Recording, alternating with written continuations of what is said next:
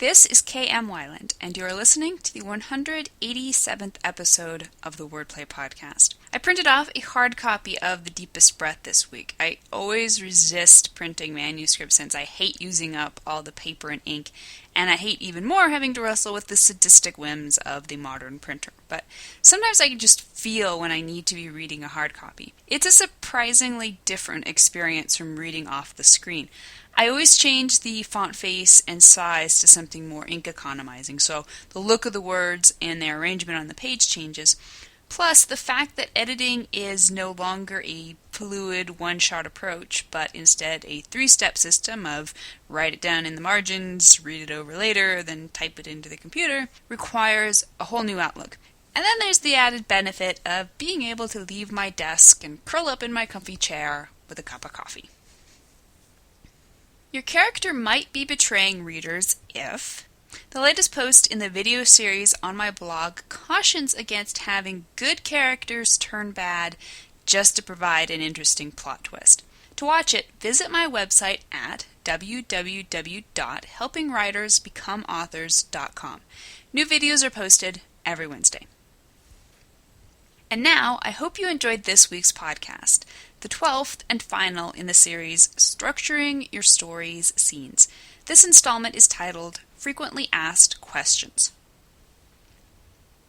Once authors grasp scene structure, the whole approach to storytelling becomes clearer and more refined. At first blush, it can be a subject that takes a while to fully grasp, and as a result, can spawn all kinds of questions. But all you clever word players seem to have caught on without so much as a hitch. When I sent out a call for any final questions on Facebook and Twitter, I received only two. One asked for info on character arcs in a sequel as compared to a previous book. This, of course, applies to the sequel as the term applies to follow-up stories in a series, and not to the sequel as the second half of the scene. But it's a good reminder that this often confusing term can apply to two totally separate aspects of storytelling. The second question asked for examples of scenes and sequels from popular stories. In answer to that, I'll direct readers back to the previous posts in the series, since practically everyone demonstrates scene structure from well-known books and movies. In lieu of any other official questions, I thought I'd share a few that were asked in the comments section at the end of previous posts in the series. If you have a question that isn't addressed here, please feel free to contact me. Question. I try to stick to the mission-driven scene concept, trying to build each scene around the things my plot or my character needs to happen. But I have noticed that there are moments when character scenes are meant to give an insight of the scene, the character-driven scene, and in my experience, readers don't usually get it and find those scenes unnecessary. I'm still wondering how to avoid that. Answer. Speaking generally, plot scenes are usually scenes, and character scenes are usually sequels. Scenes drive the action forward, sequels allow characters and readers alike to absorb and react to what's happened. That, of course, is a gross generalization, but suffice it that a story can't exist without both. Plot and character, when done right, can never be extracted from each other. Question. When structuring scenes, would it be considered tacky to give each scene sort of a premise sentence? Answer. When it comes to outlining, I highly recommend doing just that. If you can plot out each scene's arc, goal, conflict, disaster, as well as each sequel's arc, reaction, dilemma, decision, you'll be way ahead of the game in constructing a solid plot from beginning to end.